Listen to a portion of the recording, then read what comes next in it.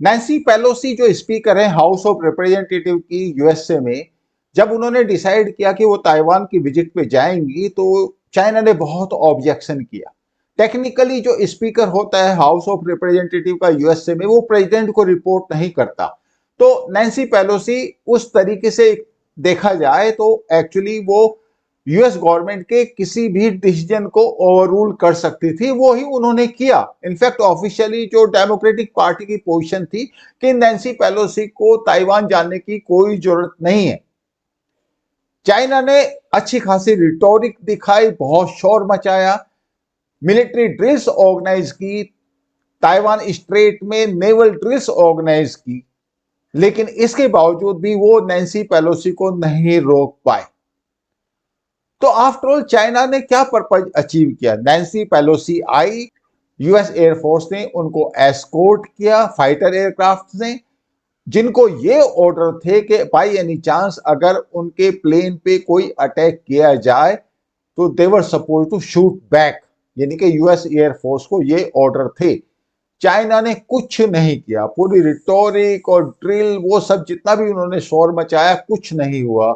Nancy Pelosi आई, Taiwan का visit किया, China को ठेंगा दिखाया और वापस चली गई। तो फिर कोई भी ये पूछना चाहेगा कि आफ्टर चाइना ने इतना शोर क्यों मचाया कि पूरे वर्ल्ड को एक बार लगा कि ये जो यूक्रेन रशिया का जो फ्रंट है, इसके अलावा एक और फ्रंट चाइना और ताइवान के बीच में खुलने वाला है। अब आप देखिए इसका सबसे बड़ा रीजन क्या है। पहली बात तो अगर आपको थोड़ा सा हिस्ट्री में जाना पड़ेगा, 48 49 जब चाइना में सिविल वार हो रहा था, तो उस टाइम पे जो चांग काई शेक है वो हार गए थे, कम्युनिस्ट वहां पे जीत गए थे। तो कम्युनिस्ट ने जो मेन लैंड चाइना है उसको कैप्चर कर लिया था, that is people republic of China, जिसको बोलते हैं PRC, जो मेन लैंड चाइना है। और ये जो चांग काई शेक हैं और उनके जो सपोर्टर्स थे, वो ताइवान जो कि एक आइलैंड है वहां पे जाके वो सेटल हो गए। उन्होंने अपनी गवर्नमेंट वहां पे बना ली, जो कि एक डेमोक्रेटिक गवर्नमेंट है और बड़ी सक्सेसफुल गवर्नमेंट है। तो पहली बात तो चाइना का ऑब्जेक्शन ये है कि we are the real China, people republic of China की बात कर रहा हूं मैं, मेनलैंड चाइना की, we are the real China. और ये बात अमेरिका ने 1979 में जब डिप्लोमेटिक रिलेशंस एस्टेब्लिश हुए थे तो उन्होंने ये एक्सेप्ट की थी। और दूसरी बात, हमने तो उनको हरा दिया था militarily, they were defeated, that is why they went to Taiwan. तो दोनों ही तरीके से अगर लेजिटिमेसी की बात की जाए तो मेनलैंड चाइना ही असली चाइना है, that is what is the version of people republic of China. लेकिन जहां तक ताइवान की बात है, जो अपने आप को रिपब्लिक ऑफ चाइना कहते हैं, वो कहते हैं कि नहीं, civil war is still on और we are the actual China. But anyway, ये तो मतलब आप देखें तो पॉलिटिकल एम्बिगुइटी चलती रहती है, डिप्लोमेसी में भी वो कई बार क्लियर नहीं हो पाता। जहां तक अमेरिका की बात है, उसने 1979 में जब डिप्लोमेटिक रिलेशंस चाइना के साथ एस्टेब्लिश किए थे तो उन्होंने क्या बोला था कि हम मेनलैंड चाइना को एक्सेप्ट करते हैं, हमारी वन चाइना पॉलिसी रहेगी। और ताइवान से उन्होंने एक्चुअली अपने जो डिप्लोमेटिक रिलेशंस हैं और उस तरह की जो रिकॉग्निशन है वो विड्रॉ कर ली थी। इनफैक्ट ताइवान को उस टाइम पे जो यूएनओ की मेंबरशिप मिली हुई थी वो भी चली गई। लेकिन अभी ऐसा क्या हुआ कि उसके बाद ऐसा लग रहा है कि अमेरिका ने बेसिकली जो पॉलिसी वो फॉलो कर रहे हैं, it is one China and one Taiwan policy. तो आज थोड़ा सा हिज हिस्ट्री में जाते हैं कि आफ्टर ऑल अमेरिका चाहता क्या है और चाइना क्यों इतना परेशान है ताइवान को लेके। 1972 में हेनरी किसिंजर और निक्सन दोनों ने चाइना को विजिट किया था, वहां के लीडर से मुलाकात की थी और उन्होंने कहा था कि हम डिप्लोमेटिक रिलेशंस एस्टेब्लिश करेंगे। उस टाइम पे एक्चुअली यूएसए का इंटेंशन था कि किसी न किसी तरीके से रशिया को न्यूट्रलाइज किया जाए। और आपको मालूम ही है कि उसके बाद क्या हुआ, रशिया एक सुपर पावर नहीं रहा लिटरली, जो अभी दोबारा प्रूव भी हो रहा है यूक्रेन वॉर में। इकोनॉमिकली कोलैप्स हो गया और यूएसएसआर, जो फॉर्मर यूएसएसआर था, उसकी जगह एक्चुअली अभी रशिया एक उससे छोटा कंट्री है, लेस पावरफुल है। तो उस टाइम पे एक दूसरा पर्पज था यूएसए का जिसकी वजह से उन्होंने चाइना को साथ लिया था। अब उस टाइम पे एक्चुअली हेनरी किसिंजर ने चाइनीज लीडर को यह अश्योर किया था कि in future probably you will have the से, कि किसी न किसी तरीके से जो ताइवान है वो आपके साथ अलाइन हो जाएगा, may be in a system, one state two systems हो जाएं प्रोबली फ्यूचर में, बट लेकिन एक एम्बिगुइटी उन्होंने डेफिनेटली छोड़ी थी। और चाइना ने उस टाइम पे हेनरी किसिंजर का विश्वास किया था। और जहां तक स्ट्रेटेजिक एम्बिगुइटी की बात है, अमेरिका की मास्टरी है इसमें। 1979 में जब उन्होंने डिप्लोमेटिक रिलेशन चाइना के साथ एस्टेब्लिश किए, तो साथ में उन्होंने एक ताइवान रिलेशन एक्ट भी बनाया, और उसमें उनको ये एश्योरेंस दिया कि अगर आपके ऊपर कोई अटैक होता है तो हम आपको एक्चुअली डिफेंसिव वेपन्स देंगे। तो अभी जो ताइवान को जो सप्लाई हो रही है, वो जो सारी सप्लाई है उस एक्ट के थ्रू हो रही है कि हम आपको डिफेंसिव वेपन्स देंगे। अब अगर कोई पूछे किसी से कि भाई जो F-16 है या F-18 है, ये डिफेंसिव वेपन है कि ऑफेंसिव वेपन है, कौन डिसाइड करेगा? वो डिसीजन करने की पावर अमेरिका को है। यानी कि F-16 का यूज डिफेंसिव ऑपरेशंस में भी हो सकता है, ऑफेंसिव ऑपरेशंस में भी हो सकता है। मगर यूएसए की जो स्ट्रेटेजिक एम्बिग्युइटी क्रिएट करने का जो सिस्टम है ना, वो इतना एक्सीलेंट है कि वो किसी को भी डिप्लोमेटिकली बेवकूफ बना सकते हैं। 79 में चाइना को चूंकि उनका विश्वास करना था तो उन्होंने विश्वास किया, और उधर ताइवान को भी उनका विश्वास करना था, तो उन्होंने कहा ये जो TRA ताइवान रिलेशंस एक्ट है, ये अच्छा खासा है और ये हमें प्रोटेक्शन देता है। हेनरी किसिंजर की एक बड़ी फेमस कोट है, और वो कोट क्या कहती है, मैं एग्जैक्टली कोट कर रहा हूं उसको: to be the friend of USA is fatal, and to be the enemy of USA it is really dangerous. अब आप समझ सकते हैं, चाइना और ताइवान दोनों ये रियलाइज कर रहे हैं कि हेनरी किसिंजर का जो स्टेटमेंट है वो अपने आप में कितना सही है। अब एक बहुत बड़ा क्वेश्चन ये पैदा होता है कि आफ्टर ऑल चाइना इस बात के लिए बहुत कीन क्यों है कि किसी न किसी तरीके से ताइवान का यूनिफिकेशन उसके साथ हो जाए। कोशिश कर रहे हैं कि पीसफुल तरीके से हो जाए। सबको पता है कि पीसफुल तरीके से ये होने वाला नहीं है, क्योंकि जब से हांगकांग का इश्यू हुआ है और हांगकांग में जिस तरीके से चाइना ने सिस्टम चेंज किया है, you know, one nation two systems, that sort of उन्होंने प्रॉमिस किया था, लेकिन एक्चुअल में हांगकांग का पूरा सिस्टम उन्होंने चेंज कर दिया, और वहां की जो पब्लिक है वो भी इस बात से बहुत खुश नहीं है। तो ताइवान को लगा कि जब हांगकांग का ये हाल हो सकता है तो we in any case will not be very comfortable with China. और चाइना एक अपने आप को एक कम्युनिस्ट सिस्टम के तहत गवर्न करता है, और ताइवान में एक वाइब्रेंट डेमोक्रेसी है, सक्सेसफुल डेमोक्रेसी है, और ताइवान अपने आप में एक रिच कंट्री है। तो ताइवान ये जरूर कहता है कि हमारा जो सिस्टम है वो चाइना के सिस्टम से बहुत ज्यादा अच्छा है, हम प्रॉस्पेरस हैं, पर कैपिटा इनकम हमारी ज्यादा है, and we are able to defend ourselves in case that requirement comes।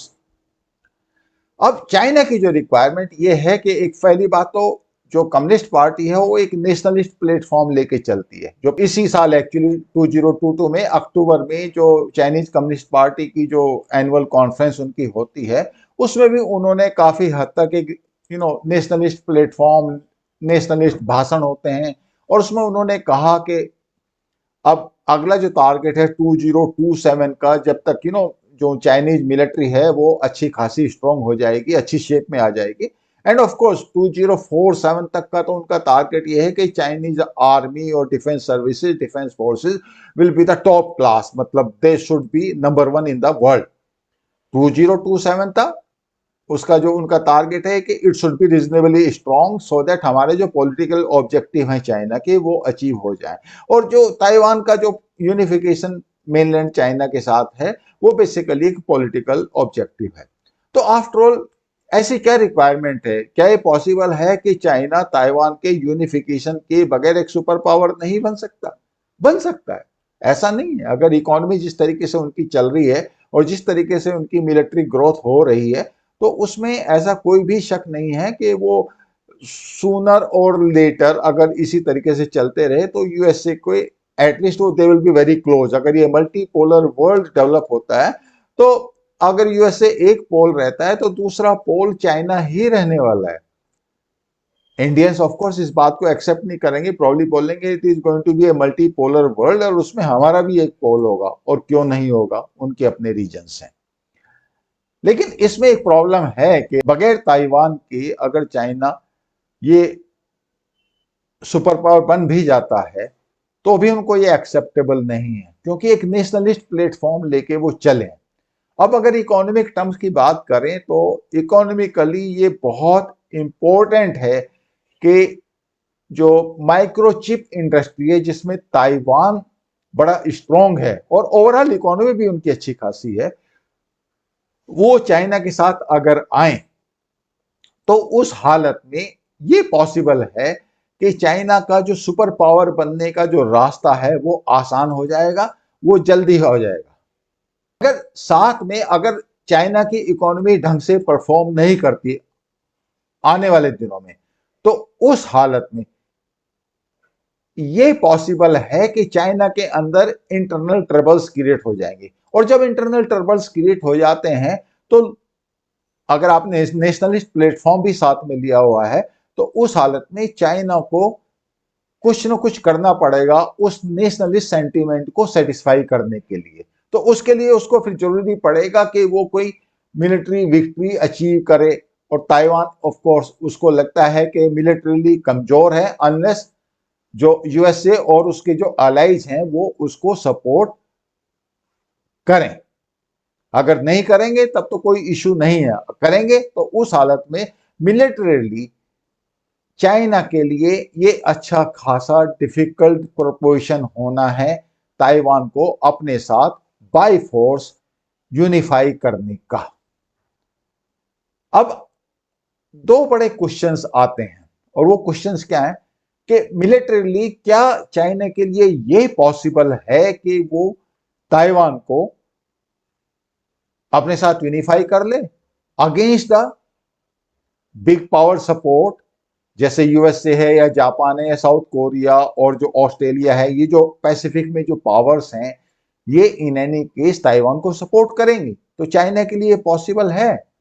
Obviously ये बहुत ही डिफिकल्ट एक्सरसाइज है। इस हालत में एट्रिशन अच्छा खासा होने वाला है, मिलिट्री विक्ट्री बहुत ही डिफिकल्ट प्रोपोजिशन हो जाएगा चाइना के लिए। और ऐसा भी हो सकता है कि चाइना को कंप्रोमाइज करना पड़े अपने सुपर पावर बनने के एम्बिशन में। तो चाइना के पास आपको क्या ऑप्शंस लगते हैं कि should it go for a military take over of Taiwan and it may be at the cost of its super power status in near future. ये एक बड़ी डिफिकल्ट चॉइस चाइना के सामने आज है। अब जो रशिया यूक्रेन का वॉर हो रहा है, अगर कोई कंट्री उसको बड़ा क्लोजली वॉच कर रहा है, वैसे तो सभी कर रहे हैं मगर चाइना बहुत क्लोजली वॉच कर रहा है, यूक्रेन की क्या परफॉर्मेंस रही और जो वेपन्स हैं उनकी क्या परफॉर्मेंस रही, रशियन आर्मी की क्या परफॉर्मेंस रही। It was supposed to be second most powerful army in the world. जहां तक टेक्नोलॉजी की बात है तो आप देखें जो मिसाइल्स हैं रशिया की वो बहुत अच्छा परफॉर्म कर रही हैं। जो ड्रोन्स हैं ईरान से भी जो लिए हैं या जो चाइना से भी लिए हैं या रशिया के पास जो खुद के ड्रोन्स हैं वो भी परफॉर्म कर रहे हैं। लेकिन जहां तक ग्राउंड की बात है वहां पे रशिया की जो आर्मी है वो बहुत ढंग से परफॉर्म नहीं कर रही। और उसमें सबसे बड़ा डिफरेंस बेसिकली वो वेपन्स क्रिएट कर रहे हैं जो नाटो उनको सप्लाई कर रहा है और बेसिकली यूएसए सप्लाई कर रहा है, जैसे एंटी टैंक वेपन्स हैं या फिर हाई मार्स हैं। लेकिन इन वेपन्स की जो परफॉर्मेंस है वो ऑगमेंट कौन कर रहा है? वो ऑगमेंटेशन हो रहा है जो नाटो कंट्रीज और यूएसए जो टारगेट एक्विजिशन में या टारगेट की को एक्यूरेटली हिट करने में जो सर्वेलियंस टेक्नोलॉजी है वेस्टर्न कंट्रीज के पास, वो टेक्नोलॉजी सबसे ज्यादा यूजफुल हो रही है यूक्रेन के लिए। यानी कि ग्राउंड पे अगर आप देखें तो जो यूक्रेन आर्मी है वो अच्छा खासा परफॉर्म कर रही है। तो चाइना को ये डर है कि अगर western technology, because after all अगर आप देखें तो कोई लड़ाई तो हुई नहीं है अभी तक चाइना और वेस्टर्न ब्लॉक के बीच में, जिसमें प्रॉब्ली ऑन ग्राउंड वो टेस्ट कर सकें कि उनके वेपन्स की जो कैपेबिलिटी है एक दूसरे के अगेंस्ट में कितनी है, कितनी एक्यूरेसी है, कितनी उनकी मारक अक्षमता है, are they able to perform in the real battlefield. क्योंकि चाइना के जो वेपन्स हैं बेसिकली अनटेस्टेड वेपन्स हैं in a real war scenario. उन्होंने खुद अपने जो एक्सरसाइज करते हैं उसमें उन्होंने टेस्ट किए होंगे, लेकिन ऐसा तो नहीं हुआ कि उन्होंने रियल बैटल सिनेरियो में उन वेपन्स को या उनकी टेक्नोलॉजी को टेस्ट किया हो। जैसे अभी जो रशियन वेपन्स हैं वो टेस्ट हो रहे हैं यूक्रेन में, ऐसा चाइना ने नहीं किया, क्योंकि उन्होंने जो लास्ट लड़ाई लड़ी थी वो 1979 में लड़ी थी। उस टाइम पे चाइना इतना पावरफुल भी नहीं था, और इन एनी केस वियतनाम ने उनको अच्छी खासी धूल चटाई थी। वो लड़ाई बेसिकली कन्वेंशनल आर्मी थी। उसके बाद ऑफ कोर्स टेक्नोलॉजी अपग्रेडेशन अच्छा खासा हुआ, चाइना भी काफी अच्छा आगे निकल गया। सब मानते हैं कि उसके पास अब जो टेक्नोलॉजी है वो काफी अपग्रेडेड है, बट साथ में ये फैक्ट भी तो है कि जो रियल बैटल सिनेरियो में चाइना के जो वेपन्स हैं अभी टेस्ट नहीं हुए, और साथ में ये भी बिल्कुल क्लियर सामने नजर आ रहा है कि जो परफॉर्मेंस वेपन्स की आनी चाहिए रियल बैटल सिचुएशन में, वो परफॉर्मेंस आनी बहुत मुश्किल हो जाती है। ह्यूमन फैक्टर भी हैं, टेक्नोलॉजी फैक्टर्स भी हैं, अंडर प्रेशर भी आपको परफॉर्म करना पड़ता है, फिर आपको अंडर एनिमी ऑब्जर्वेशन परफॉर्म करना पड़ता है। तो चाइना को एक्चुअली जो सबसे बड़ा डर यही है कि बाई एनी चांस अगर कोई मिलिट्री कन्फ्रंटेशन होता है तो उस हालत में उसके वेपन्स किस तरह परफॉर्म करेंगे, ये वो देखना चाहेगा। अगर आप रियल टर्म्स में देखें तो उसके लिए बहुत अच्छा मौका है कि वो अपने वेपन्स रशिया को सप्लाई करके उनकी रियल बैटलफील्ड एनवायरनमेंट में टेस्टिंग करा सकता है। लेकिन इसके तो बहुत सारे कॉन्सिक्वेंसेस हैं, और सबसे बड़ा कॉन्सिक्वेंस तो यही है कि उसमें फिर चाइना भी सैंक्शंस में आ जाएगा। अब अगर आप एक चीज बड़ी इंपॉर्टेंट है जो आप नोटिस करें कि जो इकोनॉमिक सैंक्शंस की बात करते हैं, तो जब बाई एनी चांस अगर ताइवान के साथ उसका कोई मिलिट्री कन्फ्रंटेशन होता है तो एकदम तो होगा नहीं, अनलेस चाइना ऐसे प्लान करे कि बिल्कुल एक विद इन 24 आवर्स पूरा armoured thrust and all that, वो सब तो होने वाला है नहीं। This war is going to be a different war than what is happening between Russia and Ukraine. ये तो अक्रॉस द ताइवान स्ट्रेट होना है जहां पे उनको एम्फीबियस असॉल्ट करना पड़ेगा।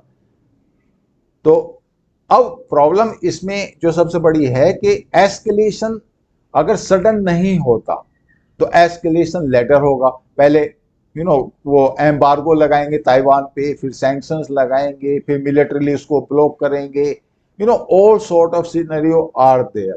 उस हालत में ताइवान के पास और जो यूएसए और उसके अलाइज हैं उनके पास ये टाइम होना है कि वो भी काउंटर मूव कर सकें। यहाँ कोई लैंड बॉर्डर तो है नहीं ताइवान और चाइना के बीच में, ये एक मैरीटाइम बाउंड्री है। तो अगर रशिया की इकोनॉमी सैंक्शंस के साथ सस्टेन कर सकती है तो किस सिस्टम के साथ वो सस्टेन करेगी, इंटरनेशनल ट्रेड अपना कैसे चलाएगा, ये सब देखने वाली बात है। और चाइना इसको बड़ा क्लोजली वॉच कर रहा है कि अगर सैंक्शंस के बावजूद भी रशियन इकोनॉमी सस्टेन करती है तो what is the reason which says that Chinese economy will not sustain under western block sanctions और प्रेशर्स। अब उसके बड़े इंपॉर्टेंट रीजन सामने नजर आ रहे हैं। पहला रीजन तो यही है कि जो रशियन इकोनॉमी है वो बेसिकली एक्सपोर्ट ओरिएंटेड अगर है भी तो कितनी है। बेसिकली वो एम्यूनिशन एक्सपोर्ट करते हैं, मेटल्स एक्सपोर्ट करते हैं, या फिर ऑयल एक्सपोर्ट करते हैं। चाइना क्या एक्सपोर्ट करता है? China of course technology, weapons तो गिने चुने कंट्रीज हैं जो उनके वेपन्स लेते हैं, जैसे पाकिस्तान हो गया या कुछ अफ्रीकन कंट्री हो गए, बट चाइना के पास ऑयल जैसा कोई एक्सपोर्ट नहीं है जो बगैर इंटरनेशनल फाइनेंशियल सिस्टम के सस्टेन कर सके। रशिया के पास जो सिस्टम है, जो उसके पास जो ऑयल जो एक्सपोर्ट कर रहा है वो अपनी करेंसी में एक्सपोर्ट कर रहा है, उसके पास एनर्जी है एक्सपोर्ट करने के लिए। चाइना के पास इस तरह का सिस्टम नहीं है, और चाइना की बेसिकली एक्सपोर्ट ओरिएंटेड इकोनॉमी है। ये यूरोपियन यूनियन या यूएसए या बाकी जितने भी कंट्रीज हैं सबको एक्सपोर्ट करते हैं, basically goods and services export करते हैं। तो अगर सैंक्शंस लगेंगे और चाइना का एक्सपोर्ट रुक जाएगा तो उस हालत में चाइनीज इकोनॉमी कितना सस्टेन करेगी, ये अपने आप में एक देखने वाली बात है। किसी भी चाइनीज कंपनी ने यूएसए के जो सैंक्शंस हैं उनको वायलेशन नहीं किया। रीजन रीजन बिल्कुल साफ है कि वो सैंक्शन से डरते हैं। दे आर नॉट कॉन्फिडेंट कि जो चाइना है अंडर यूएस प्रेशर अपनी इकोनॉमी को सस्टेन कर पाएगा कि नहीं। तो इधर तो आपको अपनी इकोनॉमी को सस्टेन करना है, इधर आपकी इच्छा है कि आप सुपर पावर स्टेटस भी आपका जल्दी से जल्दी बन जाए। साथ में अगर आपकी इच्छा है कि आप मिलिट्री एक्विजिशन भी कर लें ताइवान का, तो आपको कहीं नहीं लग रहा कि कॉन्ट्रडिक्शन है।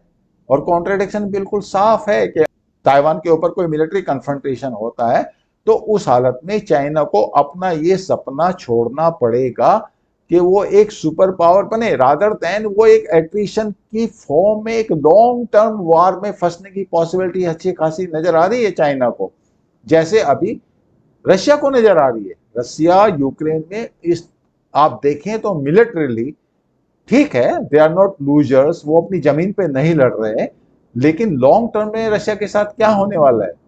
ग्राउंड पे they are not making significant progress. खाली उन्होंने उनकी इंफ्रास्ट्रक्चर कंट्री को वो डिस्ट्रॉय कर रहे हैं, इंफ्रास्ट्रक्चर को यूक्रेन की वो डिस्ट्रॉय कर रहे हैं। तो उसकी वजह से लॉन्ग टर्म में कितनी एडवर्स पब्लिसिटी रशिया की होने वाली है, ये देखने वाली बात है। और अगर सैंक्शंस कंटिन्यू रहते हैं तो इकोनॉमी भी किसी न किसी तरीके से सूनर और लेटर कोलैप्स तो करेगी ही। तो चाइना के पास क्या ऑप्शन बचा? Can China go for attack on Taiwan? नहीं, ये ऑप्शन नहीं है उसके पास। इंडो पैसिफिक में भी अगर आप देख लें तो जितने भी कंट्रीज हैं, आप क्वाड को देख लीजिए जहां पे चाइना बहुत ज्यादा सेंसिटिव है, या जापान को, साउथ कोरिया, ऑस्ट्रेलिया, और अभी कनाडा ने भी अपनी इंडो पैसिफिक से रिलेटेड स्ट्रेटेजी डिसाइड की है, इधर फ्रांस ने भी की है, ब्रिटेन ने भी की है। मतलब ये नाटो कंट्रीज हैं बेसिकली जो इंटरेस्टेड हो रहे हैं इंडो पैसिफिक में। तो क्यों इंटरेस्टेड हो रहे हैं? रीजन बिल्कुल साफ है, बिकॉज उनको चाइना से थ्रेट लग रहा है। They want to have the safe passage in Pacific Ocean और इंडियन ओशन, जहां से वर्ल्ड का 60 to 70% ट्रेड पास होता है। और ऑयल का जितना भी ट्रेड है वो तो डेफिनेटली ही बहुत ज्यादा वहां से पास होता है। None of them they wish to give a free hand to China in Indo Pacific Ocean. तो अगर आपको ओवरऑल सिनेरियो अगर आप देखें तो इंस्पायर्ड ऑफ द फैक्ट कि चाइना एक अच्छी खासी पावर है, यूएसए के बाद दूसरे नंबर पे है, हालांकि डिफरेंस दोनों के बीच में अभी भी अच्छा खासा है, लेकिन वो इस पोजीशन में नहीं है कि वो बगैर एक रिस्क के, और वो रिस्क इतना ज्यादा है कि वो चाइना की इकोनॉमी को और उसकी मिलिट्री स्ट्रेंथ को खत्म कर सकता है, उसके ट्रेड को खत्म कर सकता है, उसका जो सोल सुपर पावर बनने का जो डिजायर है उसको भी वो जियोपार्डाइज कर सकता है। तो मुझे नहीं लगता चाइना ये रिस्क लेने वाला है, इंस्पाइट ऑफ द फैक्ट कि यस उनके पास टेक्नोलॉजी अपग्रेडेशन भी हो गया, एक अपडेटेड डिफेंस फोर्सेस भी हो गए, नेवी भी अच्छी खासी हो गई। नेवी अच्छी खासी होने का मतलब ये नहीं है कि अगर वो ताइवान का ब्लॉकेड करता है तो यूएसए उस ब्लॉकेड को नहीं तोड़ पाएगा, या चाइना के ऊपर वो ब्लॉकेड ना डाल पाए, ये पॉसिबिलिटी नहीं है। अभी चाइना के पास वो स्ट्रेंथ नहीं है। चाइना ये बात समझता है। As on now it looks to me कि चाइना इज वर्चुअली ट्रैप्ड। अभी ना उनके पास इतनी मिलिट्री सुपर पावर है, ना इतनी इकोनॉमिक पावर है कि वो वेस्टर्न नेशंस स्पेशली यूएसए के ट्रेड सपोर्ट के बगैर अपनी इकोनॉमी को सस्टेन कर सकें और जिस प्रोग्रेस के रास्ते पे वो जाना चाहते हैं वहां पे वो जा सकें। But right now it is advantage USA and western block. China के पास ये ऑप्शन नहीं है कि किसी मिलिट्री ऑप्शन को वो एक्सरसाइज कर सके। I hope you like this narration. I will see you in next video. Thank you so much.